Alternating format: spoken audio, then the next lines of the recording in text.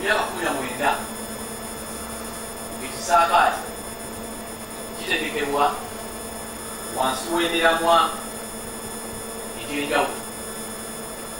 Omuntu yenna ow'emyaka 19 mu mateeka agafuga ensi abeera akuze era ng'asajja ku ntebe. N'olwekyo abantu abamu batandika amakampuni mangi nnyo ne katamalaako wadde emyaka emitono bwe giti.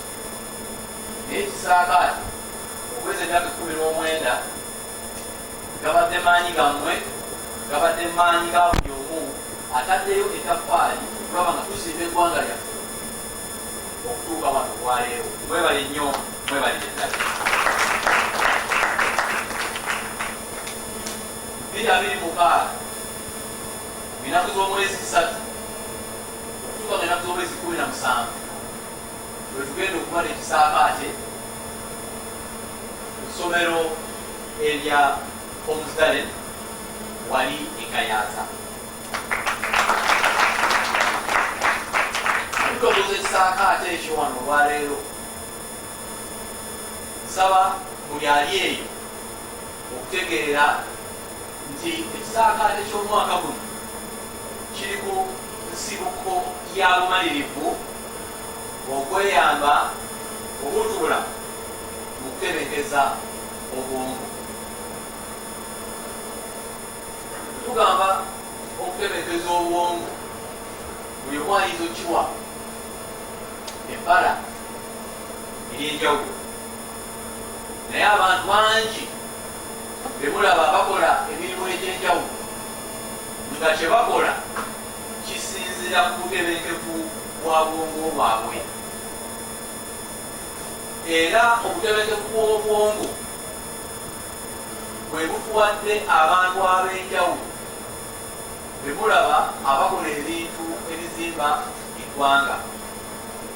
N'olwekyo ate bwe kituuka mu baana nekifuuka kirala. Osanga omwana nakugamba mwe yaloosaako,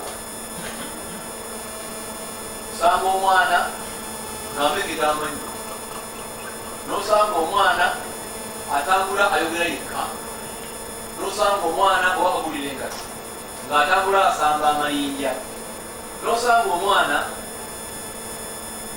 nga yakulembera mu kibiina naye nga kyaliko ekirungi kyokka eby'omu kibiina. Ate n'osanga omwana ng'ate mu kibiina takola buki bulungi n'akamu.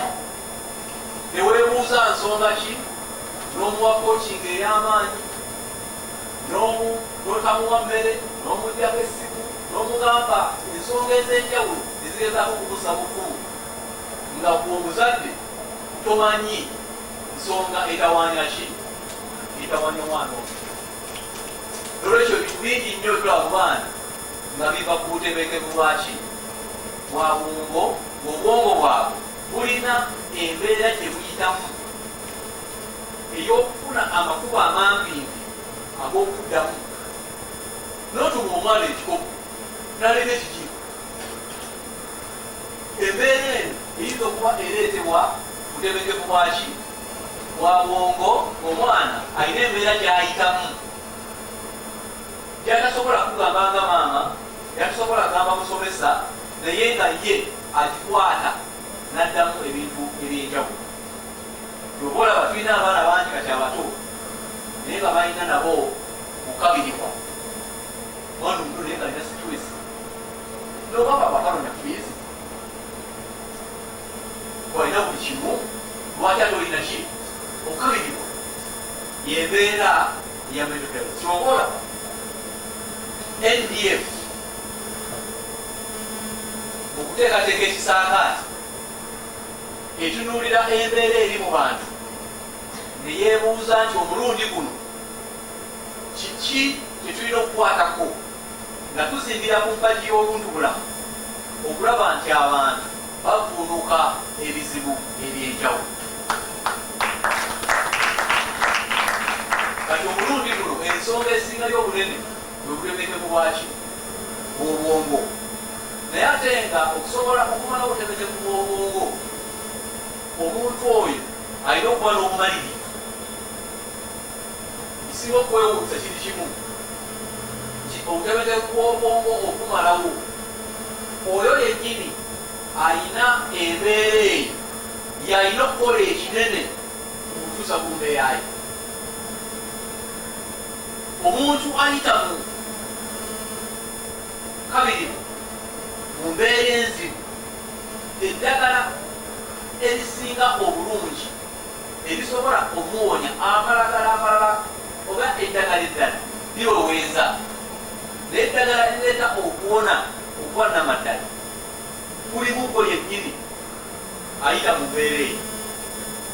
Era kyoba olaba kusanga omuntu ayali ayogerayogera ng'asirise nnyo, mugende mpola.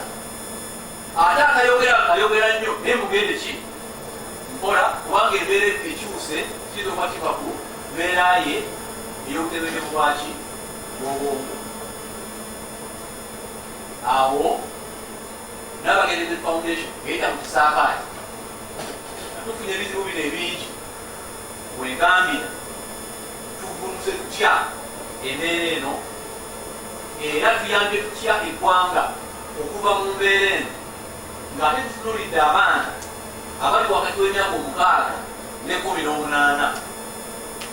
Abasaakaati abagenda okwetaba mu kisaakaati 2026 be bamu bagenda okufuna eddagala ery'engeri omwana oyo ali mu myaka egyo gyayinza okuva mu mbeera y'obutebenkevu bw'obwongo adde mu bwongo obulungi tusobole okulaba nti buli kimu weyatuwa olw'obwesigye okusobola nate okubeera abateesiteesi b'ebibuga by'ekisaakaate 2026 ku lwa Hobbsdalen Schools ne ku lwa Director Management tuli beetegefu okwongera omulamwa guno mu maaso nga tuyamba ku bayizi n'abaana kuva mu nsonda zonna ez'eggwanga okusobola okubeera nga batambulira mu bumu, obuntubulamu n'okugunjulwa okugatta ku ebyo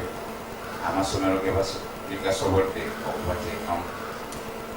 Tutwala omukisa guno nti amaanyi gonna okutandika n'olwaleero mu nteekateeka zonna ezigenda mu maaso tujja kusobola okubeera nga tulungamizibwa olw'okusobola okutambuza embuga eno olwa Katonda n'ensi yange.